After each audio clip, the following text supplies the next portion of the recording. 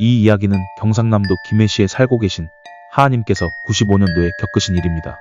당시 하하님께서는 부산 반송에 살고 있는 친구분이신 경은씨의 집에서 친구분들과 함께 오랜만에 모여 술을 마시며 이야기를 나누고 있던 중이었습니다. 그렇게 술잔을 기울이며 이야기 꽃을 피우던 무렵 하하님께서는 내일 출근도 해야 하고 해서 아쉬움을 뒤로 한 채 경은씨의 집 침대에서 눈을 붙였습니다. 잠이 슬 들 무렵 뭔가 그 기분 더러운 느낌이 들었습니다. 그 특유의 가위 눌리기 전 그 느낌 말이죠.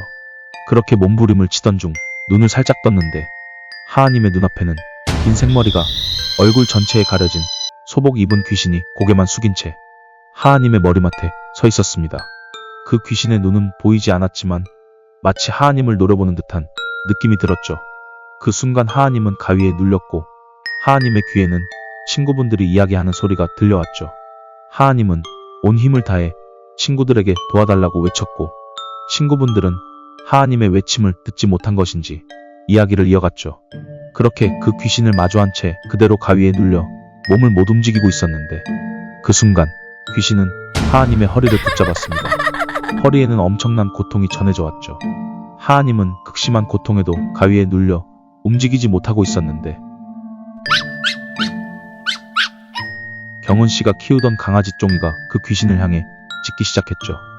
하하님도 강아지 쫑이를 여러 번 보았지만 저렇게 사납게 짖는 건 처음이었다고 했습니다. 그렇게 겨우 가위를 풀고 자리에서 벌떡 일어난 하하님은 아까 귀신이 붙잡았던 허리 쪽에서 엄청난 고통이 느껴졌습니다. 엄청난 고통을 참으며 하하님은 야, 너희들, 내가 너희 부르는 거 못 들었어? 뭔 소리야?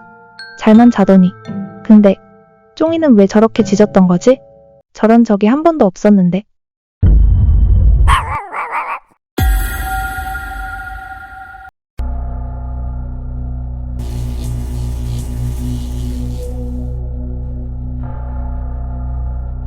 이 이야기는 나고야시에 살고 있는 카메키 씨가 2002년도에 겪었던 일입니다. 당시 카메키 씨는 아침 출근을 위해 길을 나섰는데 그날따라 늦잠을 자서 예정된 전철을 놓칠 수도 있는 상황이었습니다. 하지만 열심히 달려온 덕분에 무사히 시간에 맞춰 도착을 했죠. 그렇게 전철의 문이 열려 안으로 들어가려던 순간 들어가면 안 돼. 그 소리에 뒤를 돌아보았지만 뒤에는 아무도 없었습니다. 그렇게 전철의 문이 닫히며 전철은 출발하였고 카메키 씨는 어쩔 수 없이 지각을 각오해야만 했죠. 하지만 자신을 부르던 그 목소리가 계속해서 귓가에 맴돌았습니다.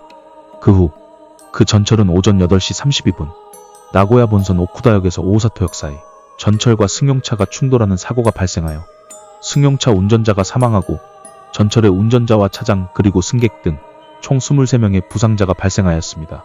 그때 카메키 씨를 부른 목소리는 과연 무엇이었고 그 전철에 타면 위험하다는 일종의 수호신의 경고였을까요?